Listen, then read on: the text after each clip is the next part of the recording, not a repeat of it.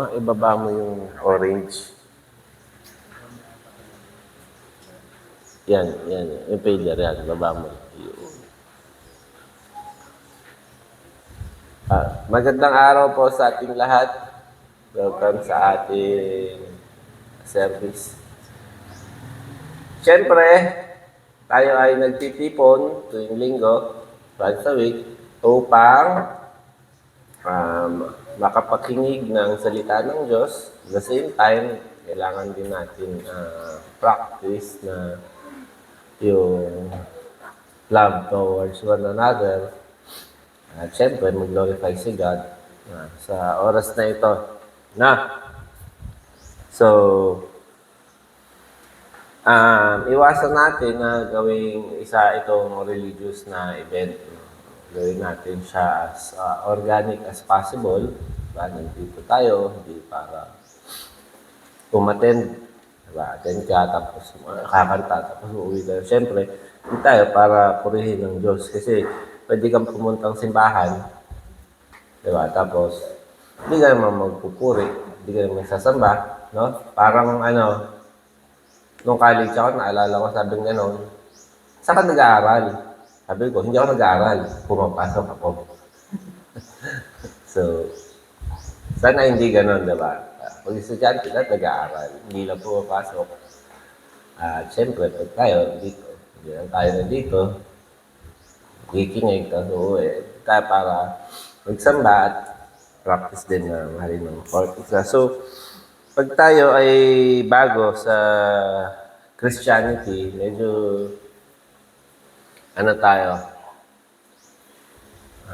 marami tayong mga bagay na hindi naintindihan, tapos hindi malinaw ang mga bagay. Ngayon, kumbaga, sinisik natin yung light or yung liwanag. Ang liwanag tinutukoy sa Biblia ay karunungan at kaalaman. Pag tayo ay nabubuhay sa kadiliman, ibig sabihin nun, nabubuhay tayo ng walang kaalaman or walang knowledge. Diba? Anong difference ng isang Kristiyano na mayroong liwanag sa isang hindi Kristiyano na walang liwanag? Siyempre, ikaw, alam mo na babalik si Kristo. Tama? Sila, di nila alam. Alam mo na merong paghahatol na mangyayari, sila di nila alam. Diba? Alam mo na merong buhay na walang hanggan, sila hindi. At alam mo din na may buhay after ng buhay na ito. Sila hindi. Alam nila pagka ikaw ay namatay, you cease to exist. Doon na natatapos ang lahat ng bagay. So, yun yung tinutukoy ko liwanag. Kaalaman.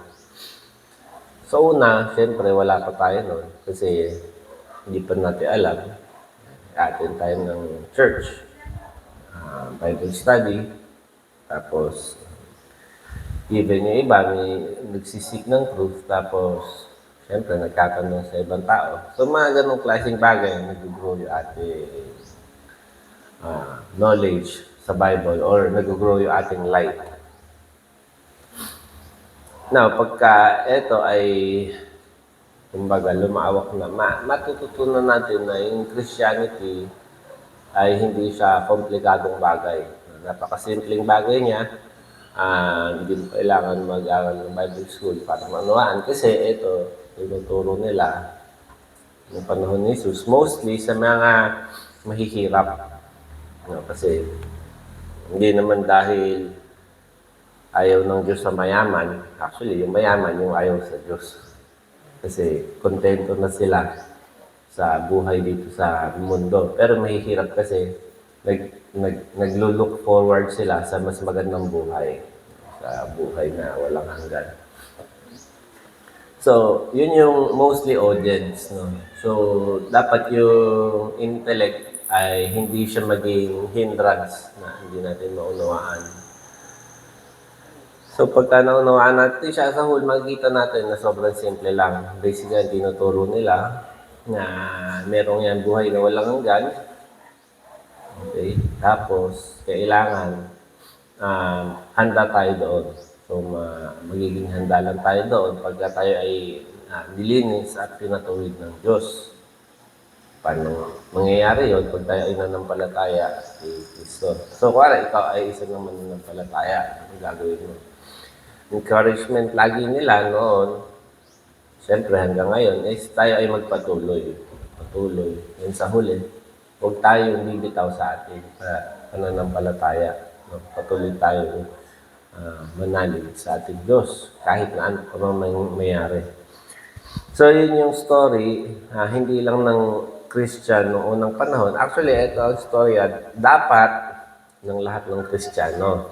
Okay? Kasi once na ikaw ay nag-decide na maging disipulo, sumunod kay Jesus, makakalaban mo na ngayon ang si Satanas. At syempre, kahit alisin mo si Satanas sa picture, magsastruggle ka pa rin.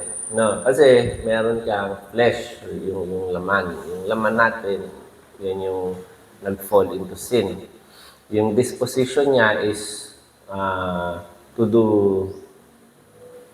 fleshly things, no, mga carnal na mga bagay, di ba? Yan yung isang warning sa Bible, di ba? Yung lust of the flesh and yung lust of the eye. Tapos, pag inalis mo pa yun, syempre, yung environment kung nasa tayo ay nasa mundo. So, sabi sa Biblia, ito ang si Satanas ang naghahari ng bumuno dito. Mapapansin mo yun pagka ikaw bago kang Kristiyano. Siyempre, parang nire-renew ka ng Diyos, diba? Makikita mo. Pare, ako dati noon, pagbukas ko ng TV, makikita ko rin sa yung kay Willie, sa Itbulaga, yung mga palabas. Parang wala. Dati pa ba silang nakahubad yung mga nagsasayaw doon? Parang gano'n, di ba? Napapansin mo, oo nga, parang sila nakapupis. Ano yung national TV? Di ba? Tapos, may mga batang nanonood. No? So, hindi lang yun. Pag pupunta ka ng mall, makikita mo, andun yung tawag natin vanity. Ang vanity, sa mga hindi nakakaalam, ay yun yung sobrang pagmamataas at sobrang laki ng tingin ng tao sa kanilang sarili. No? Ako magaling, ako maganda, ako mayaman. Parang si Satanas. ako. Ayun, gano'n. So, meron ka kagad, ang tawag dito? Meron kagad kumukontra sa iyo sa iyong pag-usad.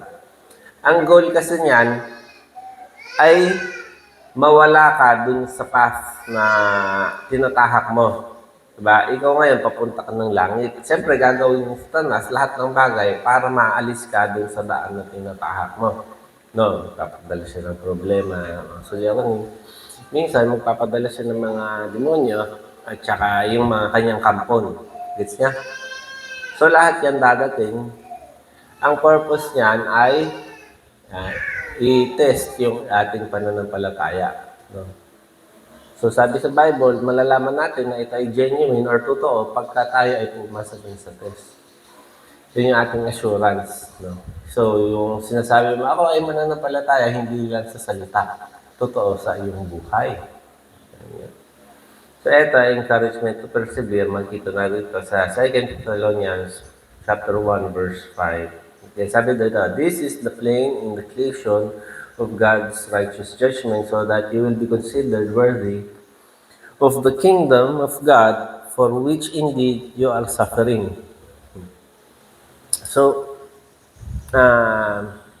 tayo, alam natin na hindi natin, wala tayong pwedeng gawin para maging worthy o karapat-dapat makapasok sa kaharian ng Diyos. Kasi pagka ganun yung katotohanan, ang ginagawa natin is salvation by works. Ginawa ko to, kaya ako ay nararapat magpasok sa langit. No? So, hindi ito yung sinasabi dito. Sabi dito kasi naging Kristiyano sila, so dumating yung persecution. Alam niyo, yung sinabi ni Jesus, hindi siya nag-promise ng prosperity, tsaka ng wealth, na success. No? Sabi niya, in this world, you will have, tribulation. Ano ibig sabihin nun? Pare, kung gusto mo ng buhay na matahimik at mapayapa, iiwasan mo maging Kristiyano. Diba? Kasi pag Kristiyano ka, dadating mga problema mo. Yung sisimula. Ngayon, siyempre, isipin natin sa ibang bahan, ang Kristyanismo ang solusyon sa lahat ng problema. Di ba? Kung may sakit ka, papagaling ka ni Jesus. Naghihirap ka, papayamanin ka niya. Kung pangit ka, papagandahin ka niya. So, alam mo yun. So lahat. Kung wala kang love life, bibigyan ka niya love life. Ganun. So, siyempre, alam natin na yun ay hindi tunay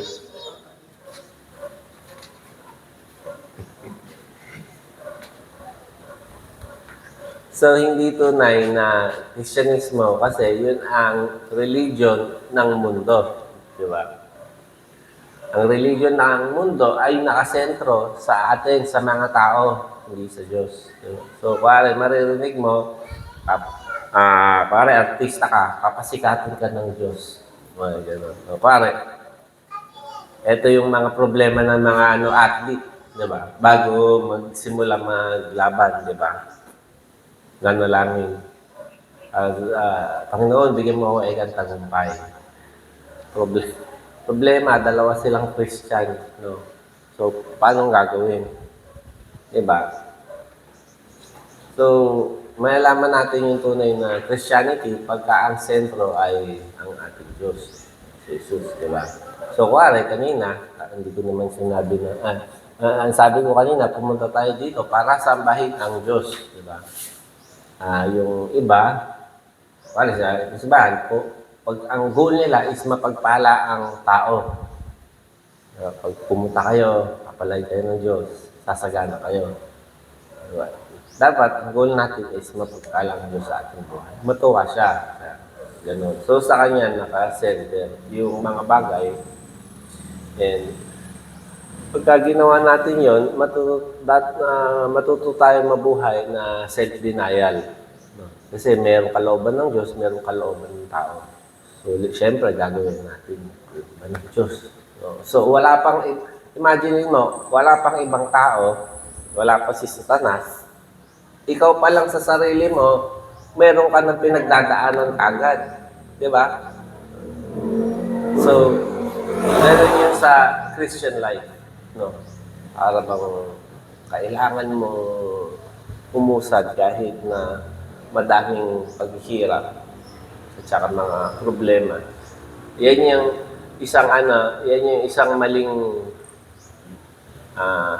kaisipan ng mga tao na pagka may problema ka, iiwanan mo yung Christianity para ba't nawala ka, hindi ka umatin, may problema ako, pinagdadaanan na ako. Pagka ganun nangyari, siyempre, makikita natin na nagtagumpay ang kaaway. Diba? Kasi na-distract ang mga bagay na yun. Whereas dito sa Thessalonians, si Paul, sobrang proud siya sa mga tao na to. Sabi niya, na ibang klase yung mga tao dito. Diba? Halos patay na sila, pero hindi sila tumitigil. In fact, lumalaki pa yung kanilang pananampalataya. Diba? So, saan ka pa? Sabi nga nun, for after all this, it is only just for God to repay with afflictions those who afflict you and to give relief to you who are afflicted and to us as well when the Lord Jesus will return. So sabi nga nun, babalik si Jesus. And then dalawa lang yung kanyang magiging ibibigay sa tao. No, yung isa is affliction, tapos yung isa is relief. Sabi nga, yung isa pahinga. Tapos yung isa ay pagdurusa. 'Di ba? So alin ka doon? 'Di ba? Pagka ikaw yung nang aapi sa mga Kristiyano, syempre ang Diyos ang gaganti para sa iyo. No? So hihindayan. Pero pagka ikaw naman yung ina-afflict, doon, kumbaga, yung idea ng langit, yung thought ng langit ay mas tumatamis. Diba? Tulad sa mga tao niya, Paul, tapos nila Jesus, nape-persecute dito sa mundo, naglo-look forward sila dun sa susunod na buhay na paparating. Diba? And then sabi dito,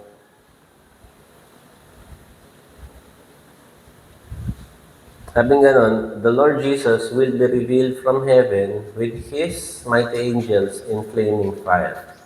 So, ang isang tinuturo dito is yung revelation ni Jesus. Kasi alam niyo, nung una siyang nagpunta siya na anak ng perpetero.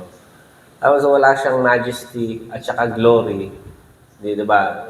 Nung namatay si Queen Elizabeth, ang daming pumunta yung mga leader ng, hindi naman lahat, pero yung iba online, bigay ng condolence. Yung ibang naging colony ng Britain, nag-held ng public funeral para sa kanya, di ba? Kahit wala sila doon. So makita natin, andun yung honor, tapos yung esteem, tapos yung mga gwarda niya, iba yung damit. Kumbaga, napaka-bongga, prestigious ng event. Pero si Jesus, nung pumunta siya, wala siyang anything na sabi sa Old Testament, makaka-attract sa kanya. Simpleng mamamayan, simpleng tao. So, pagka sinabi siya yung hari, sasabihin ng mga tao, sang banda? Ganun yun eh, di ba? Asan dyan? Ngayon, ang sinasabi dito is pagka si Jesus bumalik ulit, makikita ng lahat ng tao yung tunay na siya, kung gano'n siya kadakila.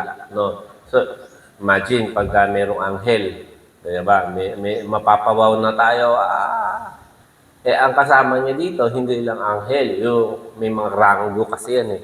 So, kasama niya yung mga general, yung mga legendary na mga anghel na lumaban sa mga demonyo. Yun yung mga kasama niya. No? Tapos, mga ano lang niya yun, mga tauhan. Gets nyo? Kumbaga, kung yun, tinitingala mo, paano pa kaya yung kanilang pinuno? So, doon siya marireveal. Doon siya makikilala ng mga tao. Ang problema lang, it's too late na sa kanila. Diba? Kasi pag bumalik siya, ang makikita ng mga nanampalatay sa kanya, eto na yung ating tagapagligtas. Diba? Eto na yung magtatanggol sa atin. Kasi inaapi ka eh. Diba? Hindi ka makalaban eh. Parang patay kayo ngayon dyan. So, matutuwa ngayon yung mga nanampalataya. Yung mga na-afflict, mga nape-persecute. Siyempre, kabaliktaran yung mararanasan ng mga nang persecute at nagbibigay ng affliction sa mga Kristiyano. Patay tayo, eto na yung kanilang tagapagtanggol. Di ba? Kung sila helpless, dahil nung naabuso natin sila, helpless sila, eto na yung kanilang magdidip or magtatanggol sa kanila.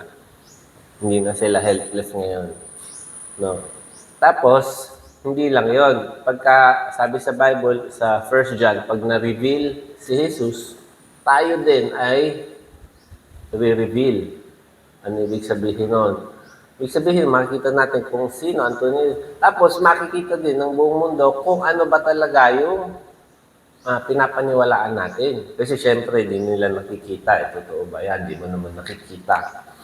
Iba, ikaw naman, totoo to. Patuloy ka na nanampalataya, tapos nagsisimba, tapos nananalangin, tapos nag-aaral salita ng Diyos. So, para sa kanila, doesn't make any sense. No? Pero pagdating ng araw ngayon, ito pala yung kaharian na kanyang pinapaniwala. Kasi makikita na nila. Diba? So, ngayon, hindi pa siya nakikita. So, kuwari, ikaw nagbibigay ka sa simbahan, tumutulong ka sa kapwa. Bakit? Sabi nga noon, nagtatanim ako sa susunod na buhay. Sa susunod na buhay. Hindi na nakikita, di ba?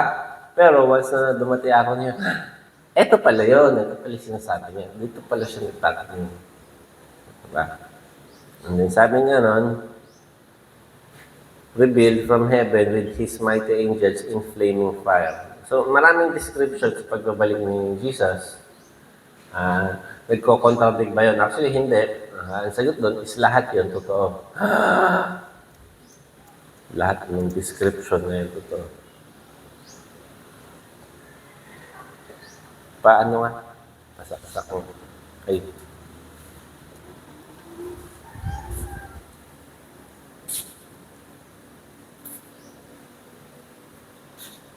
Palakpakan natin si brother. Okay.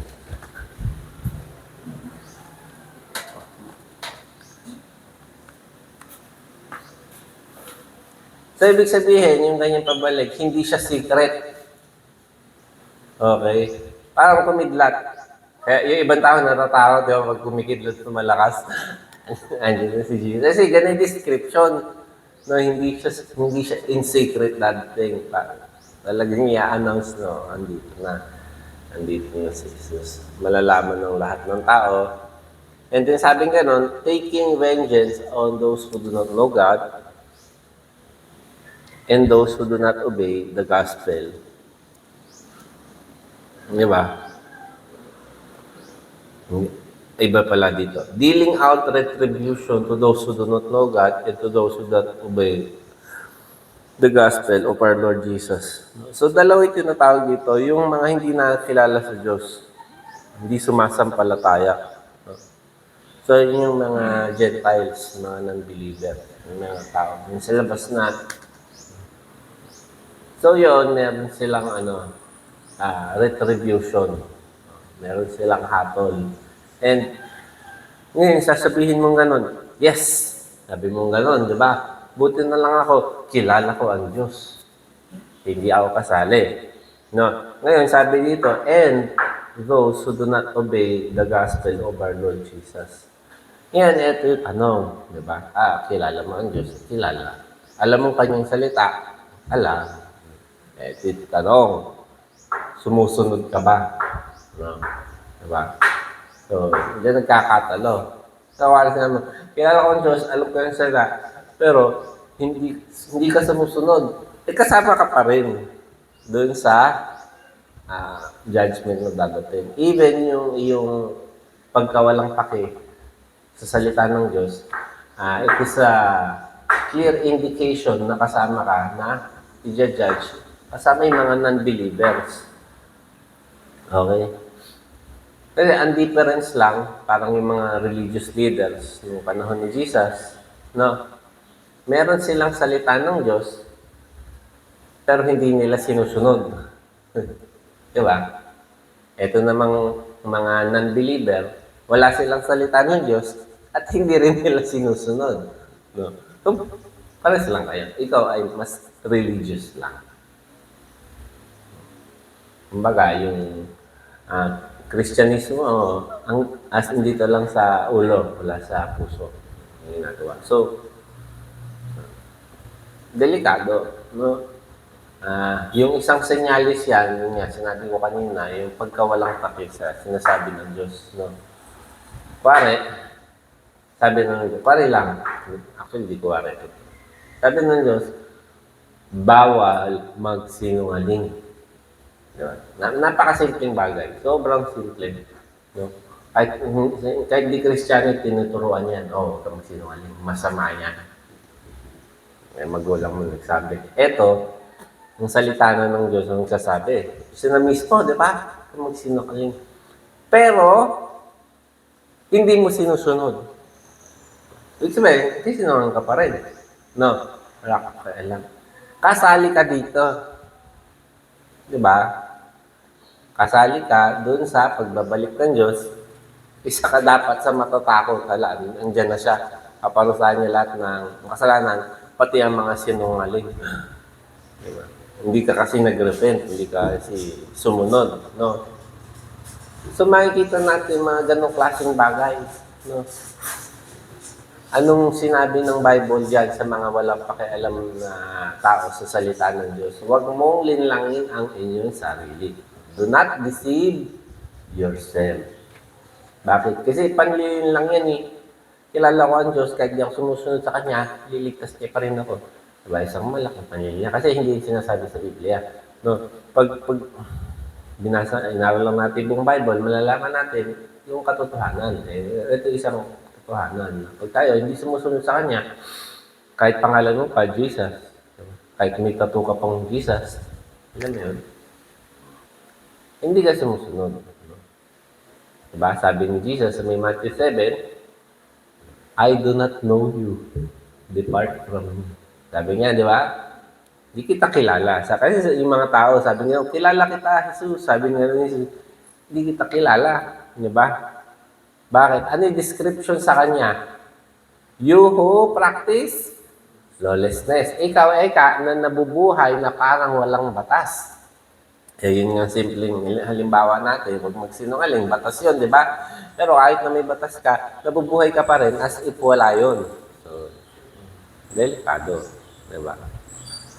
So, kala mo ligtas ka, ay hindi na pala, no? Ngayon, dahil nalaman mo to, ay hindi lang pala dapat ako Kristiyano sa pag-iisip, sa salita, importante, pati sa gawa. Dapat totoo sa buhay ko, yung Christianism, di ba? Siyempre, magsisinimula ka na ngayon sumunod sa Diyos, sa kanyang mga utos. Doon, may experience mo na yung sinasabi ko kanina. Ikaw ay masasuffer na affliction, trials, ganyan. So, pagka naranasan mo yun, siyempre, ang maganda doon, mag-look forward ka na din doon sa comfort, sa relief na ibibigay ng Diyos. Doon sa kanyang pahinga, susunod na buhay. So pagka gano'n, encourage ko lahat tayo, magpatuloy lang. Patuloy lang sa ating pananampalataya. Tuloy lang tayo, manalig. Siyempre, sumunod sa Kanya. Okay? Sabi gano'n, this will pay the penalty of eternal destruction away from the presence of the Lord and from the power of His glory when He comes to be. So, sabi dito, ang penalty sa mga sinner ay lalayo sila sa presensya ng Diyos. So, ibang tao, wala namang problema naman sa bagay na yan. Hindi nga sila nagsisimba. Siyempre, magka nagsimba ka. Wala na sila problema dyan. Ang hindi nila alam, kaya lang tayo nabubuhay ng mapayapa, ng buhay kasi dahil sa kabaitan ng Diyos, no? Kasi sa impyerno, andun pa rin ang presensya ng Diyos, pero wala na yung kanya natawag na grace. Yung goodness ni God, wala na. Yung mercy, wala na. So, yun yung tinutukoy doon. And sabi nga nun, when He comes to be glorified in His saints on that day, and to be marveled among all who have believed, for our testimony to you was believed. So, ano sinasabi? Yun nga. Sinasabi ko kanina na babalik si Jesus. And yung pagbabalik niya na yon is a day of marvel. Ibig sabihin, yung araw na yon, maraming matutulala, maraming maa-amaze, marami yung magiging in-awe. Wow. Siyempre, marami ding malulungkot. Hindi ko siya pinili. Diba? May mas inuna akong ibang bagay. May mas pinili ako ibang bagay. Diba? Dapat pala si Jesus na lang. So, ala na. No? Siyempre, ang isang goal natin ay huwag tayo mabuhay in regret sa pagbabalik ni Jesus. Ayan ang ginagawa ni ibang tao hanggang ngayon. So, papasadaan natin Mark 13. Tapos next week, puro warning na. Warning after warning. Tataka ka, bakit si Jesus nagbibigay ng warning? Hindi kay Satanas, kundi sa mga leader ng relihiyon. Okay, kasi siyempre, pag natutunan natin, maraming tao, mas madaming tao ang nagpapanggap na religious, hindi para sa Diyos, kundi para sa kanilang sariling interest. Kaya dapat tayo mag-ingat. Sabi ito, as he was going out of the temple, one of his disciples said to him, Teacher, behold, what wonderful stones and what wondrous buildings. Bakit sila na-amaze?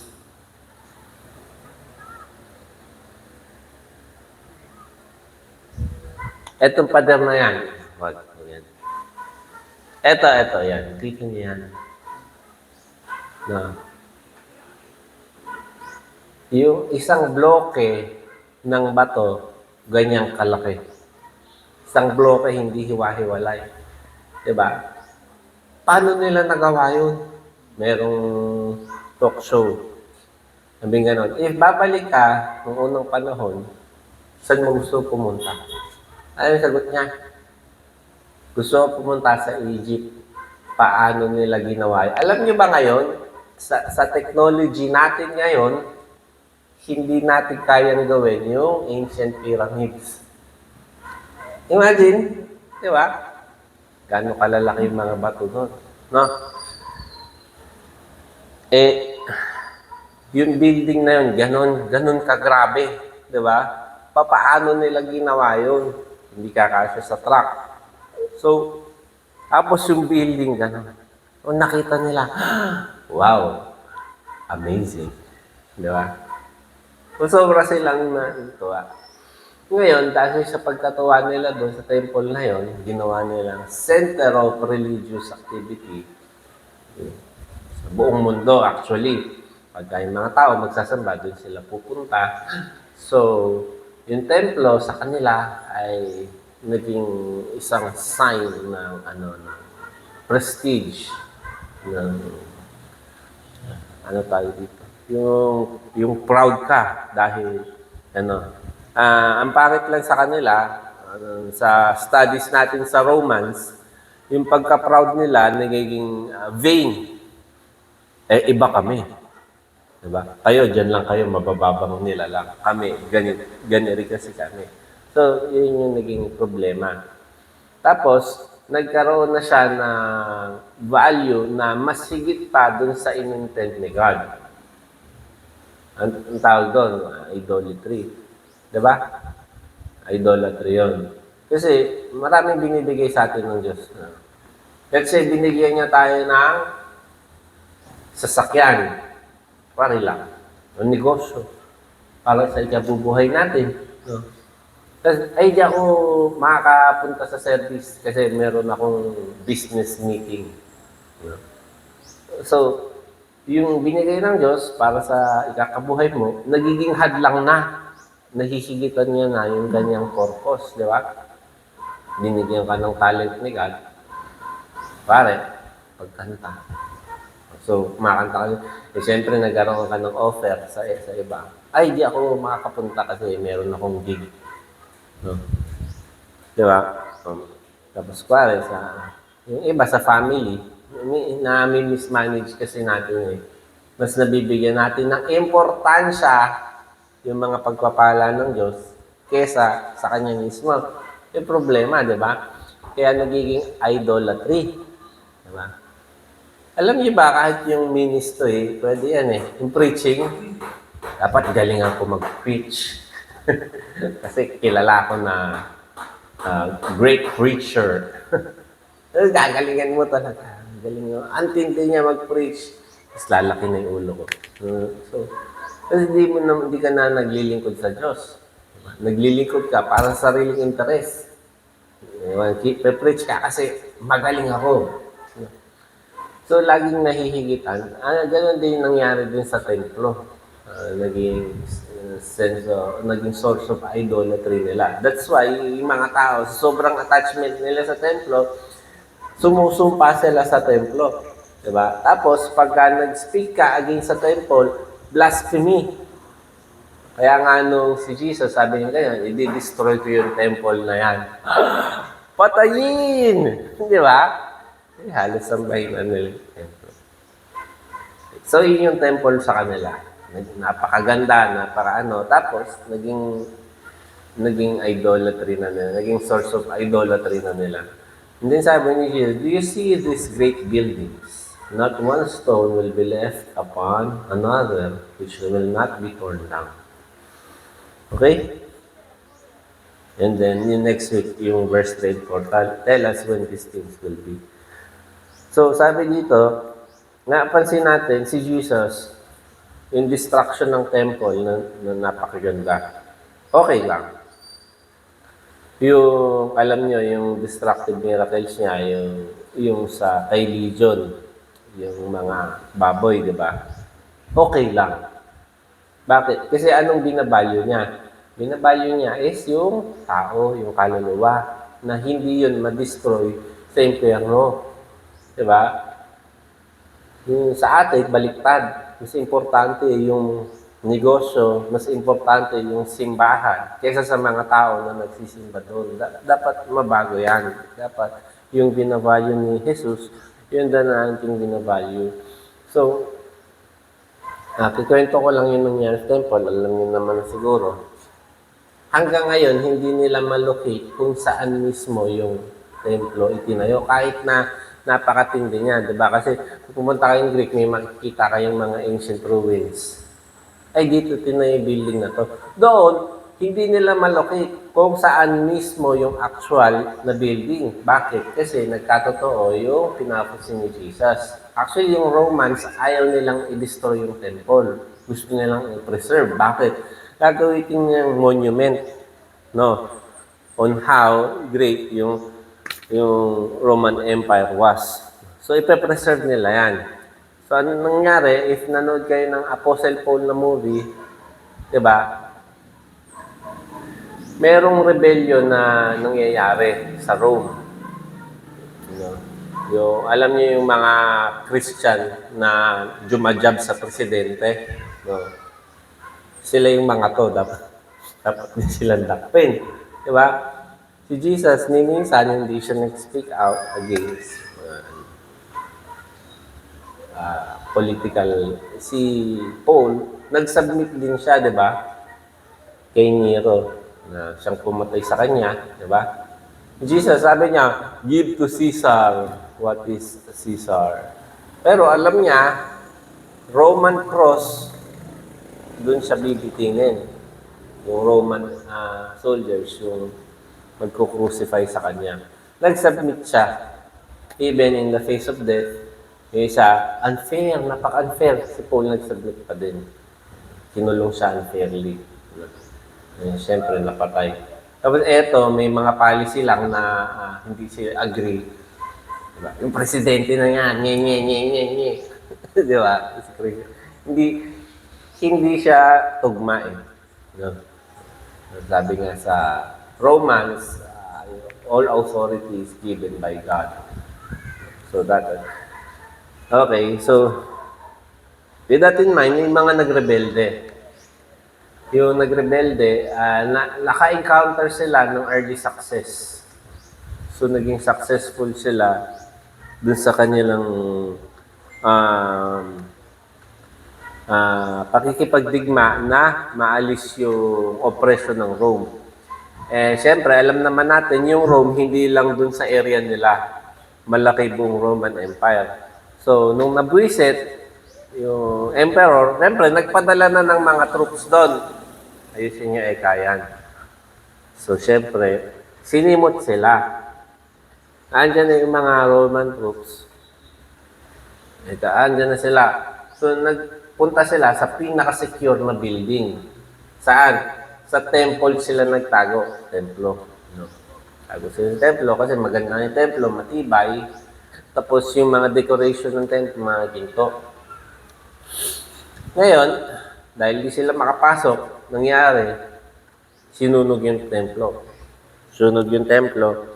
Nung nasunog yung templo, yung mga design na ginto, alam niyo nangyari, nalusaw. Nung nalusaw, ang nangyari, sumiksek dun sa mga bato, sa pader. Di ba? So, ang instruction ng Roman commander, kuhanin nyo lahat ng ginto. Paano nila makukuha yun? Nalusaw nga. Pare, mga hollow blocks. Lumusot-lusot dyan. Ang solution lang ay pinuhin lahat. Di ba? Pupulbusin nila. Kasi makikita nila yung mga ganitong malutlaw. Ayun ang storya. Nagkatotoo. Yung isang bato, walang nagkaroon, makapatong isa. Okay?